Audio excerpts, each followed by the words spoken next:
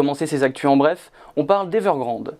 Le groupe chinois d'immobilier ultra endetté avait un délai d'1 mois pour effectuer un paiement obligataire en dollars à hauteur de 128 millions d'euros. Acteur majeur de l'immobilier en Chine, sa potentielle faillite aurait pu ébranler l'économie du pays. In extremis, les investisseurs de la Chambre de compensation internationale Clearstream ont néanmoins reçu leur paiement hier, mettant Evergrande hors de danger pour l'instant. Bonne nouvelle pour le groupe, puisque le cours de son action s'est envolé de 6,75% à la bourse de Hong Kong à la clôture. Au cours du mois d'octobre, Evergrande a évité plusieurs défauts de paiement en remboursant des détenteurs d'obligations à l'étranger, à qui le groupe devait des intérêts. L'ardoise d'Evergrande reste néanmoins salée, puisqu'elle est estimée à 260 milliards d'euros. Ardoise que le groupe tente d'effacer depuis plusieurs mois en vendant des actifs. Sa situation financière instable inquiète, car s'il s'effondre, Evergrande pourrait miner la croissance de la Chine. Affaire à suivre donc. Pour cette seconde actualité en bref, on traverse l'Atlantique et on parle de Disney. L'action du géant américain du divertissement a plongé de plus de 8% durant les premiers échanges à New York. Mercredi soir, le groupe a publié des résultats trimestriels inférieurs aux attentes qui ont refroidi les investisseurs. La plateforme de streaming du groupe a enregistré 2,1 millions de nouveaux abonnés au dernier trimestre, la plus faible hausse d'abonnés depuis son lancement en 2019. Lancé pour concurrencer Netflix, Disney+ a même enregistré 2 fois moins d'abonnés que le leader du marché sur la période. On est aussi très loin des attentes des analystes de FactSet qui avaient prévu une hausse de 10,2 millions du nombre de nouveaux clients. Au niveau des bénéfices, on est là aussi en dehors des clous. La division streaming du groupe est déficitaire au 3e semestre, avec une perte d'exploitation de 630 millions d'euros. Même combat pour la division parc d'attractions de Disney, qui, malgré la réouverture de tous les parcs du groupe, affiche un bénéfice de 640 millions de dollars. Ce résultat est bien en deçà des prévisions de Wall Street qui s'élevaient à 942 millions de dollars sur le trimestre, selon les données IBES de Refinitiv.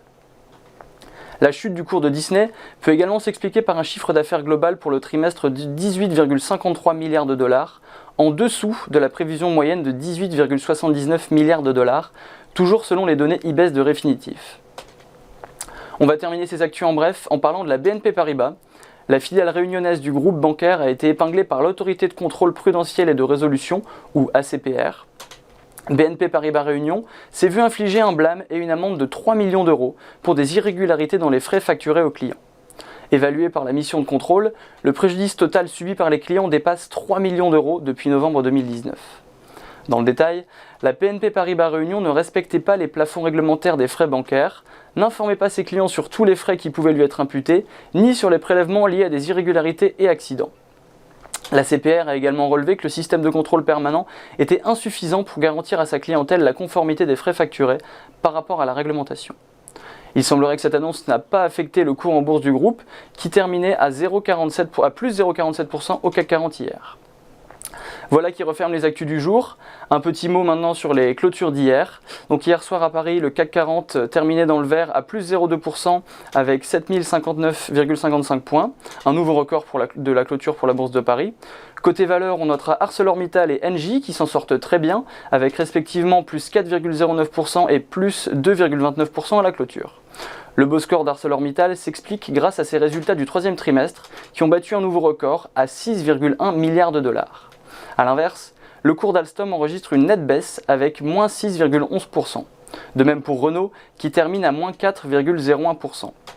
Le jour férié de l'armistice 1918 hier en France et le Veterans Day aux États-Unis expliquent le peu de mouvement en bourse.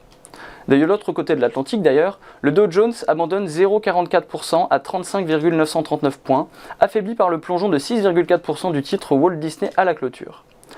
Comme on l'a vu dans les actus en bref, le géant aux grandes oreilles a enregistré des bénéfices inférieurs aux prévisions, avec notamment un nombre de nouveaux abonnés à Disney+, bien en dessous des attentes.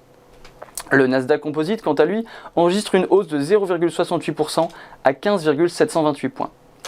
Voilà pour ce point sur la clôture d'hier. On marque une première pause et on vous fait vivre l'ouverture de la séance à Paris. A tout de suite sur TV Finance.